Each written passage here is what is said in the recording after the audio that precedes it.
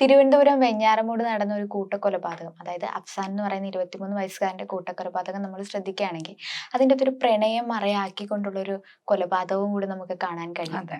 ഫർസാന എന്ന് പറയുന്ന ഒരു പെൺകുട്ടീനെ പ്രണയത്തിന്റെ പേരില് പ്രണയത്തിനെ മറയാക്കിക്കൊണ്ട് കൊല ചെയ്ത ഒരു കാര്യം അല്ലേ? അതെ, ശരിക്കും. കാരണം നമുക്കറിയാം ഇന്നത്തെ റിലേഷൻഷിപ്പ് എന്ന് പറയുന്നത് തന്നെ വളരെയധികം ടോക്സിക് ആയിട്ടുള്ള റിലേഷൻഷിപ്പാണ്. ഇതിലൂടെ നമുക്ക് ശരിക്കും മനസ്സിലാക്കാൻ കഴിയുന്നത് ആ പയ്യന്റെ സ്വാർത്ഥതയാണ്. കാരണം അവൻ ഓൾറെഡി പറഞ്ഞിട്ടുണ്ടായിരുന്നു കുടുംബത്തിൽ ഭയങ്കര അധികം ദാരിദ്ര്യമാണ്, ആത്മഹത്യയുടെ വക്കിലാണ് നിൽക്കുന്നതെന്നൊക്കെ. അപ്പൊ അപ്പോഴും ആ പെൺകുട്ടി പറഞ്ഞത് അതെല്ലാം പ്രോബ്ലം സോൾവ് ചെയ്യാന്നുള്ള ഒരു മൈൻഡിൽ തന്നെയാണ് പറഞ്ഞത്. പിന്നീട് ഇങ്ങനെ കൂടുതൽ ഫോഴ്സ് ചെയ്തപ്പോഴത്തേക്കിനും ഒടുവിൽ അവള് ഫോണൊന്നും വിളിച്ചിട്ട് എടുക്കാതെയൊക്കെ ആയി. പിന്നെ അവൻ ലാസ്റ്റ് അവളെ കൺവിൻസ് ചെയ്ത് ഒടുവിൽ വീട്ടിലെത്തിക്കുകയായിരുന്നു. അപ്പൊ ഇത്രയും പേര് മരിച്ചു കഴിഞ്ഞിട്ട് ആ പെൺകുട്ടി പറഞ്ഞത്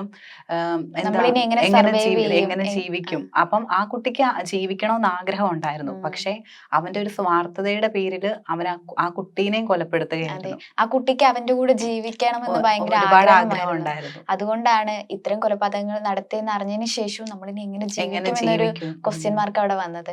എന്നിട്ടും അഫാൻ അതൊന്നും മനസ്സിലാക്കാതെ പിന്നെയും അവളെയും കൊലപ്പെടുത്തുന്ന ഒരു സാഹചര്യത്തിലേക്ക്. ഞാനില്ലെങ്കിൽ അവൾ എങ്ങനെ ജീവിക്കും, അങ്ങനെയാണ് പോലീസിനോട് പറഞ്ഞത്. പക്ഷെ അതിന്റെ പിന്നില് അവളെങ്ങനെ കഷ്ടപ്പെടും അതൊന്നുമല്ല. കാരണം അവനിപ്പം ഇത്രയും കൊലപാതകങ്ങൾ നടത്തി. അവൻ ഒന്നെങ്കിൽ മരിക്കുകയാണെങ്കിൽ അവള് വേറെ കല്യാണം കഴിക്കും, അല്ലെങ്കിൽ അവൻ ജയിലിൽ പോവുകയാണെങ്കിലും അവള് വേറൊരു ലൈഫ് തെരഞ്ഞെടുക്കും. അപ്പൊ എനിക്ക് കിട്ടാത്തത് ആർക്കും കിട്ടണ്ടെന്നുള്ള ഒരു സ്വാർത്ഥത തന്നെ, ഒരു മനുഷ്യന്റെ സ്വാർത്ഥത തന്നെയാണ് ഇതിലൂടെ നമുക്ക് നമ്മൾ ആ ഫർസാനയുടെ ലാസ്റ്റ് നിമിഷങ്ങളൊക്കെ CCTV ഉണ്ടായിരുന്നു. അതായത് ആ കുട്ടി വീട്ടിൽ നിന്ന് ഇറങ്ങിയിട്ട് അഫാനെ കാണാൻ പോകുന്ന ഒരു വഴി കൂടെ പോകുന്ന ദൃശ്യങ്ങളൊക്കെ, ഫോൺ കോളൊക്കെ നമ്മൾ കേട്ടിട്ടുണ്ടായിരുന്നു. അപ്പൊ അതൊക്കെ കാണുമ്പോ കേൾക്കുമ്പോ നമുക്ക് ഭയങ്കര അധികം അങ്ങ് വിഷമമാണ്. അത്രയും അവനെ വിശ്വസിച്ചിരുന്നു. കാരണം നമുക്കറിയാം ഇപ്പൊ ഒരു റിലേഷൻഷിപ്പിലാകുമ്പോൾ നമ്മൾ ഒരുപാട് അവരെ വിശ്വസിക്കും. ഒരിക്കലും നമ്മളെ ആ കുട്ടി പോകുന്ന കാണുമ്പോൾ അതാണ് നമുക്ക് സങ്കടം വരുന്നത്. കാരണം മരണത്തിലേക്കാണ് ആ കുട്ടി പോകുന്നതെന്ന് അതിനറിയില്ല. അതെ, കാരണം അത്രയും വിശ്വസിച്ചിട്ടാണ് പോകുന്നത്.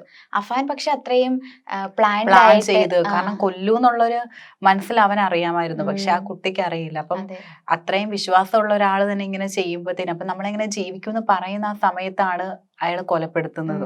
അതെ, തീർച്ചയായിട്ടും. പിന്നെ അതുപോലെ തന്നെ ഈ ഒരു 23 വയസ്സുകാരന്റെ മനസ്സിലൂടെ എന്തൊക്കെ പോയിട്ടുണ്ടെന്ന് നമുക്കറിയത്തില്ല. ആള് മുന്നേ ഈ പെൺകുട്ടിയോട് പറഞ്ഞതും കടബാധ്യത കാരണം കൂട്ടമായിട്ട് ഞങ്ങൾ ആത്മഹത്യ ചെയ്യാൻ പോവുകയാണ് എന്നൊക്കെയായിരുന്നു കുട്ടിയോട് പറഞ്ഞത്. പക്ഷെ കുട്ടി അതിനെയൊക്കെ ഒന്നും വേണ്ട, നമുക്ക് പരിഹരിക്കാം എന്നൊക്കെ പറഞ്ഞിട്ടും ആളത് മനസ്സിലാക്കിയില്ല. ആൾക്ക് ഇത്രയും മാത്രം കടം എങ്ങനെ വന്നു എന്നത് ആദ്യം പരിശോധിക്കേണ്ട കാര്യമാണ്. പിന്നെ നമ്മൾ ബാങ്ക് സ്റ്റേറ്റ്മെന്റ്സ് ഒക്കെ എടുക്കുമ്പോൾ ആളുടെ ഒരു 75,000-ഓളം സംതിങ് പൈസ ഉണ്ടായിരുന്നു എന്നും മനസ്സിലാക്കാം. ഏറ്റവും അവസാന നിമിഷം ആള് വിഡ്രോ ചെയ്തിട്ടുള്ളത് ഒരു 40,000 രൂപയാണ്. അത് വേറെ എങ്ങോട്ടേക്കാണ് ട്രാൻസ്ഫർ ചെയ്തിട്ടുള്ളത് എന്ന കാര്യവും ഇതുവരെ മനസ്സിലായിട്ടില്ല. പോലീസിനോട് പറഞ്ഞതും ഒരു തവണ എന്തോ ഡ്രഗ്സ് അങ്ങനത്തെ ഉപയോഗിച്ചിട്ടുണ്ടെന്ന് മാത്രമാണ്. പക്ഷെ അങ്ങനെ ഡ്രഗ്സ് ഉപയോഗിക്കാത്ത ഒരാളുടെ ഭാഗത്തുനിന്ന് ഉണ്ടാകുന്ന ഒരു കാര്യമല്ല ഇത്തരത്തിലുണ്ടായിരുന്നു. പിന്നെ അതുപോലെ തന്നെ വല്യമ്മയുടെ ആണെങ്കിലും പൈസ, സ്വർണം പണയം വെച്ച് ആ പൈസ എന്ത് ചെയ്തു എന്നുള്ള കാര്യം ഇതുവരെ വ്യക്തത വന്നിട്ടില്ല. അതെ, ആ പൈസയുടെ ആ ഒരു കാര്യങ്ങള് എവിടെ പോയി, ലക്ഷങ്ങൾ കടമുള്ള ഒരാള് ഈ 40,000 രൂപ മാത്രം കൊടുത്താൽ ആ കട ഒരിക്കലും തീരില്ല. അപ്പൊ അതിലും കൂടുതൽ പൈസ ആവശ്യമുണ്ട്. അപ്പൊ ഈ 40,000 രൂപ എവിടെ പോയി എന്നുള്ളതില് ഇതുവരെ ഒരു കടക്കണിയിൽ നിൽക്കുന്ന ഒരാളിനെ സംബന്ധിച്ച് ആ പൈസ എന്ന് പറയുന്നത് ഭയങ്കര അധികം ഇമ്പോർട്ടന്റ് ആയിട്ടുള്ള ഒരു കാര്യമാണ്. നമ്മൾ ആ ഒരു സ്ഥലത്തൊക്കെ പണം ഇങ്ങനെ വിതറിക്കിടക്കുന്ന ഒരു കാഴ്ചയും കണ്ടിട്ടുണ്ടായിരുന്നു. അത് 40,000 ഇല്ല, അതിൽ കുറവായിരുന്നു. അപ്പൊ ബാക്കി പൈസ എവിടെ പോയി എന്ന് പറയുന്ന ഒരു ക്വസ്റ്റ്യൻ മാർക്ക് തന്നെ ആയിട്ട് നിൽക്കുകയാണ്.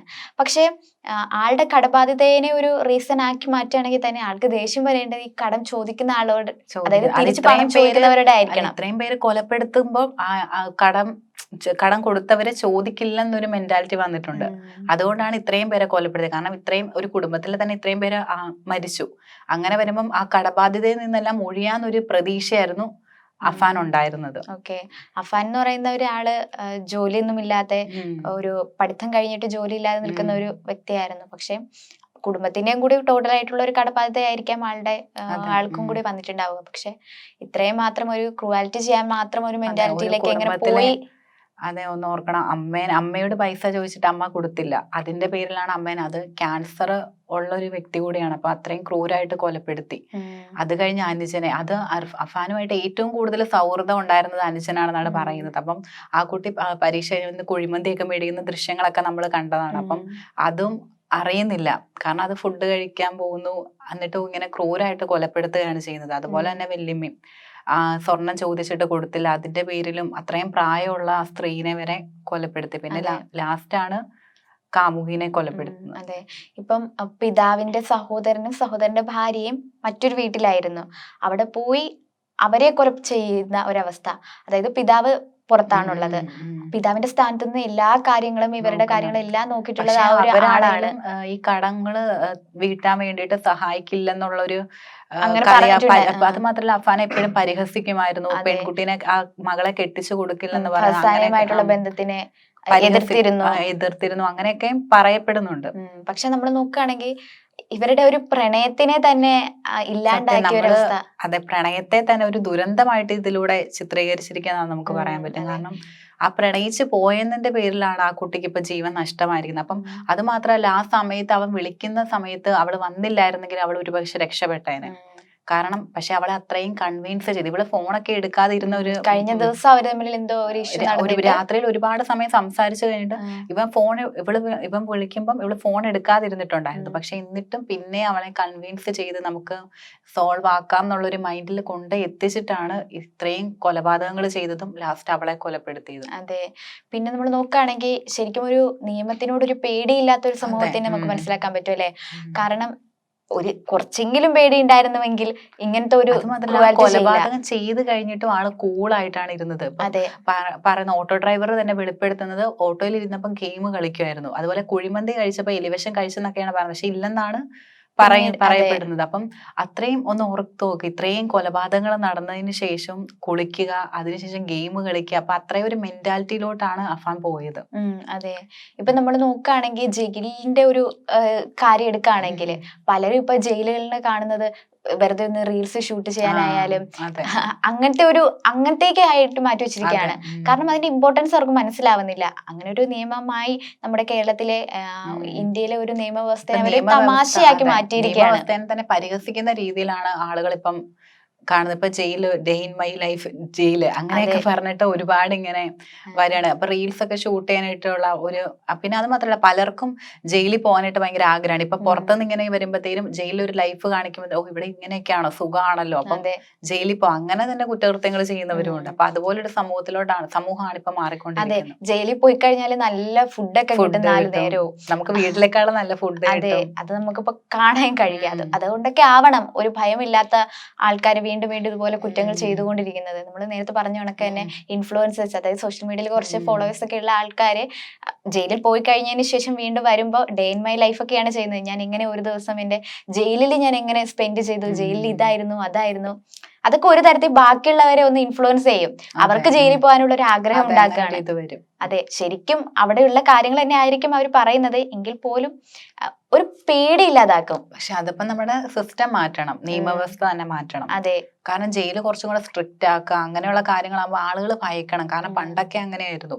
ഇപ്പൊ ഒരു കൊലപാതകം നടന്നെന്ന് പറഞ്ഞു കഴിഞ്ഞാൽ നാട്ടിലൊക്കെ എന്ത് ഭയമായിരുന്നു, കൊലപ്പെടുത്തിയത്. പക്ഷെ ഇപ്പോഴെന്ന് പറയുമ്പം നമുക്ക് ഇത്രയും പേരെ ക്രൂരായിട്ട് കൊലപ്പെടുത്തിയെങ്കിൽ പോലും അതിന് പിന്നിൽ എന്താ, മനുഷ്യന്റെ സ്വാർത്ഥതയാണെന്നുള്ള കാര്യം എല്ലാവർക്കും അറിയാം. അപ്പൊ ഒരു ഞെട്ടലില്ല സമൂഹത്തിന്. ഇപ്പം കേരളം തന്നെ ഒരുപാട് മാറിക്കൊണ്ടിരിക്കുകയാണ്. പഴയ ഒരു ഇപ്പൊ ഇന്ത്യ എന്ന രാജ്യത്തെ വെച്ച് നോക്കുമ്പോൾ കേരളം എന്ന സംസ്ഥാനം ഇപ്പം കുറ്റകൃത്യങ്ങളുടെ കാര്യത്തിലൊക്കെ ആണെങ്കിലും വളരെയധികം പിറകിലായിരുന്നു ഉണ്ടായിരുന്നത്. ഇപ്പൊ പക്ഷെ ഈ 2025 തുടങ്ങിയതിനു ശേഷം എത്ര കൊലപാതകങ്ങളാണ് നമ്മളെ ഞെട്ടിച്ചുകൊണ്ടിരിക്കുന്നത്. ഓരോ ദിവസവും ഞെട്ടിപ്പിക്കുന്ന ഓരോ കുറ്റകൃത്യങ്ങളാണ് കണ്ടുകൊണ്ടിരിക്കുന്നത്. ഏറ്റവും കൂടുതൽ സ്വന്തം രക്തബന്ധത്തെ തന്നെ കൊല്ലുന്നു എന്നുള്ളതാണ്. അതെ, ഇതിപ്പം ഇന്നലെ ഒരു കേസ് എടുത്തിട്ടുണ്ടായിരുന്നു. ഒരു അതായത് വിദ്യാർത്ഥികൾക്ക് ഇടയിലുള്ള ഒരു സംഘർഷത്തിലൂടെ ഒരു കുട്ടീനെ കൊലപ്പെടുത്തുന്ന ഒരു കാര്യം. അതിനുശേഷം ആ കുട്ടികളുടെ ഇടയിൽ വന്നിട്ടുള്ള ഈ ഇൻസ്റ്റഗ്രാം ചാറ്റ് നോക്കുകയാണെങ്കിൽ ഇങ്ങനെ ഒരു കൂട്ടക്കൊലപാതകം ചെയ്യുമ്പോൾ, കൂട്ടക്കൊലപാതകമല്ല, അതായത് ഗ്യാങ് ആയിട്ടുള്ള ആ ഒരു കൊലപാതകം ചെയ്യുമ്പോൾ വലിയൊരു ശിക്ഷ കിട്ടില്ല എന്ന് കുട്ടികൾക്കിടയിൽ ഒരു ടോക്ക് വരികയാണ്. അങ്ങനെ ഒരു മെന്റാലിറ്റി അവർക്ക് വരുന്നതെന്ന് പറഞ്ഞാൽ തന്നെ നമ്മുടെ സമൂഹത്തിലെ ഒരു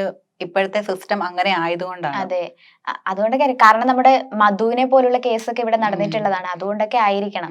അപ്പൊ എന്തായാലും ഫസാന എന്ന് പറയുന്ന ഒരു പെൺകുട്ടി, അഫാൻ എന്ന് പറയുന്ന ഒരു ആൺകുട്ടിയുടെ ആ ഒരു പ്രണയത്തിനെ മറയാക്കിക്കൊണ്ട് 19 വയസ്സുകാരിയുടെ ഒരു ദുരന്തമായിട്ട് നമുക്ക് തോന്നുന്ന ഒരു എക്സാമ്പിൾ ആയിട്ട് ഇതിനെ പറയാം. അതെ, തീർച്ചയായിട്ടും. അപ്പൊ എന്തായാലും ഒരു പ്രണയത്തിനെ മറയാക്കിക്കൊണ്ടുള്ള ഒരു കൊലപാതകം. അതെ, ഇനി ഇങ്ങനെയുള്ള കുറ്റകൃത്യങ്ങൾ ഉണ്ടാകാതിരിക്കട്ടെ എന്ന് നമുക്ക് പ്രതീക്ഷിക്കാം. അതെ.